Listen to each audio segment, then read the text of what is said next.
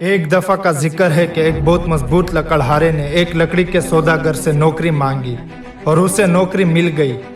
تنخواہ اچھی تھی اور کام کے حالات بھی۔ انہی وجوہات کے بنا پر لکڑہارے نے اپنی پوری کوشش کرنے کا عزم رکھا تھا۔ اس کے باس نے اسے کلاڑی دی اور اسے وہ علاقہ دکھایا جہاں اسے کام کرنا تھا۔ پہلے دن لکڑی کاٹنے والے نے 18 درخت لے کر آیا۔ باس نے کہا مبارک ہو، اسی راستے پر چلو۔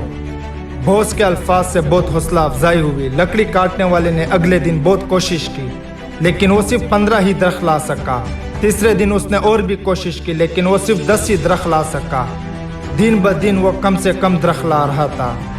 لکڑی کاٹنے والے نے سوچا میں اپنی طاقت کھو رہا ہوں۔ وہ باس کے پاس گیا اور معافی مانگی اور کہا کہ وہ سمجھ نہیں پا رہا ہے کہ کیا ہو رہا ہے۔ باس نے پوچھا آخری بار آپ نے اپنی کلاڑی کب تیز کی تھی؟ تیز کرنا؟ میرے پاس اپنی کلاڑی کو تیز کرنے کا وقت نہیں، میں درخت کاٹنے کی کوشش میں بہت مصروف رہا ہوں۔ اس کہانی سے ہمیں کیا سبق ملتا ہے؟